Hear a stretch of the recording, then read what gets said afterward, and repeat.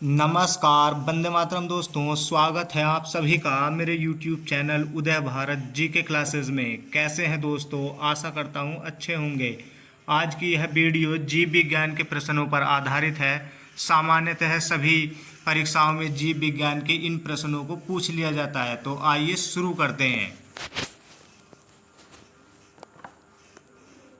कंडरा जोड़ता है पेशी को हड्डियों से। मानव शरीर में कौन सी ग्रंथि ऐसी है जिसका संबंध शरीर की उत्तेजना से है? तो ये हो जाएगा अधिवृक्क ग्रंथि। आदमी के कंठ के किस भाग को अवटु उद्धर्ध एडम्स एपल कहा जाता है? तो ये कहा जाता है थायराइड उपास्थि को। मानव का मस्तिष्क लगभग कितने ग्राम का होता है? 1350 ग्राम। मानव शरीर में सबसे लंबी अस्थि है उरु अस्थि। इसे फीमर के नाम से भी जाना जाता है।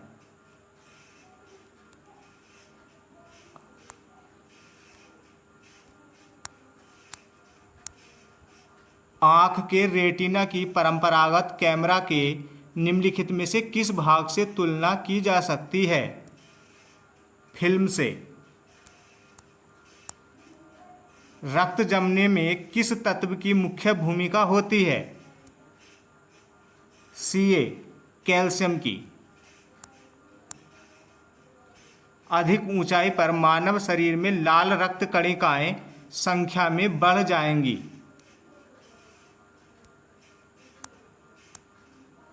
मानव रुधिर में कोलेस्ट्रॉल का सामान्य स्तर है 140 से 180 mg। यदि किसी व्यक्ति की रुधिर वाहिकाओं की त्रिज्या कम हो जाए तो उसका रक्त दाब बढ़ेगा। मानव शरीर के किस अंग में लसिका कोशिकाएं बनती हैं? दीर्घ अस्थि में।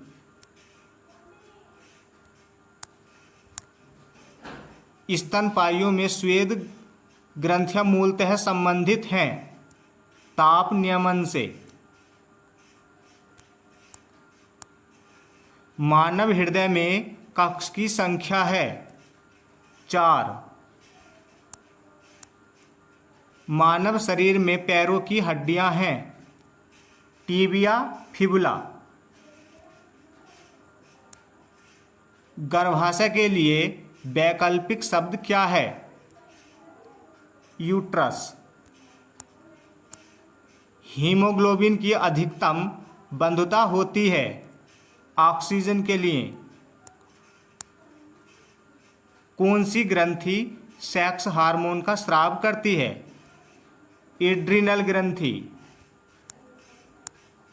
मानव शरीर के हार्मोन्स में से कौन सा रक्त कैल्शियम और फास्फेट को विनियमित करता है?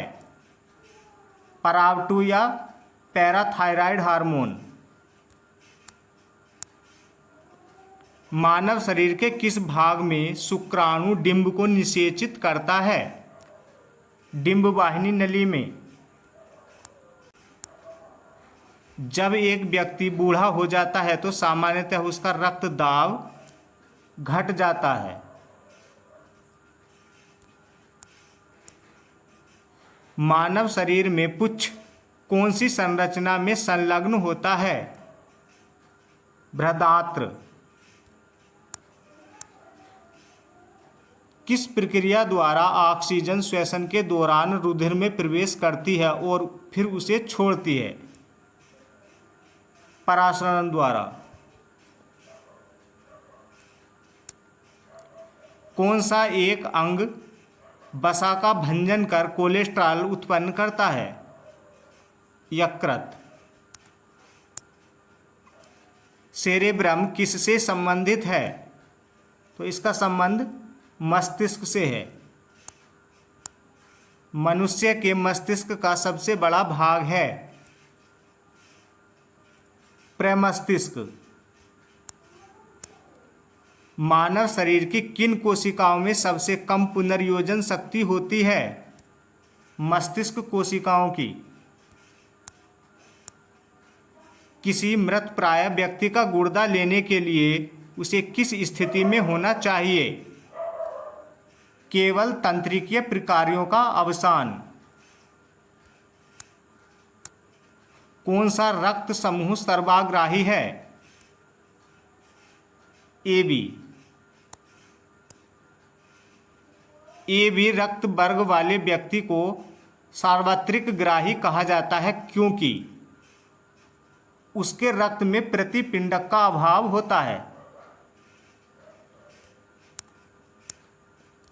सार्वत्रिक ग्राही कौन से रुधिर वर्ग का होता है? AB रुधिर वर्ग का। कौन सा रक्त वर्ग सार्वत्रिक दाता होता है? O रुधिर वर्ग। मनुष्य में कुल कितनी हड्डियां होती हैं? 206। मनुष्य की खोपड़ी में कितनी अस्थियां होती हैं? 8 हड्डियां करोटी की, 14 चेहरे की।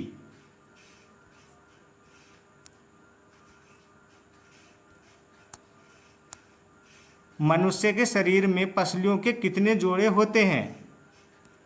12 जोड़े। शरीर की सर्वाधिक प्रबल अस्थि होती है जबड़े में। मानव शरीर की सबसे छोटी हड्डी है स्टेपीज, जो कि कान में होती है। मानव शरीर की सबसे लंबी हड्डी है फीमर, जांघ की हड्डी। मनुष्य के शरीर में पैर की हड्डी खोखली होती है। टीबिया नामक हड्डी किसमें पाई जाती है? टांग में। मानव शरीर के किस अंग की हड्डी सबसे लंबी होती है? जांघ की। वृद्धावस्था में मनुष्य की हड्डियां क्यों कमजोर हो जाती हैं? कैल्शियम की कमी से। एथलीट को किससे जल्दी ऊर्जा मिलती है? कार्बोहाइड्रेट से। शरीर में ऊतकों का निर्माण किससे होता है? प्रोटीन से। प्रोटीन को माना जाता है शरीर का निर्माण करने वाला। एंजाइम मूल रूप से क्या है? प्रोटीन। जैविक सिस्टम में रासायनिक क्रिया की प्रक्रिया को तेज करने में उत्तरदायी पदार्थ है एंजाइम। कैप्सूल का आवरण बना होता है स्टार्च का। शहद का प्रमुख घटक है फ्रक्टोज। कौन सी शर्करा तत्काल ऊर्जा प्रदान करती है? ग्लूकोज। शहद में मुख्यतः होते हैं फ्रक्टोज व सुक्रोज। सर्वाधिक ऊर्जा प्रदान करता है कार्बोहाइड्रेट। शाकाहारी अधिकतम प्रोटीन खाते हैं दालों से। प्रोटीन का सर्वप्रथम स्रोत है सोयाबीन। आशा करता हूँ वीडियो आपको पसंद आई होगी। वीडियो पसंद आई हो तो वीडियो को लाइक और चैनल को सब्सक्राइब करें। धन्यवाद।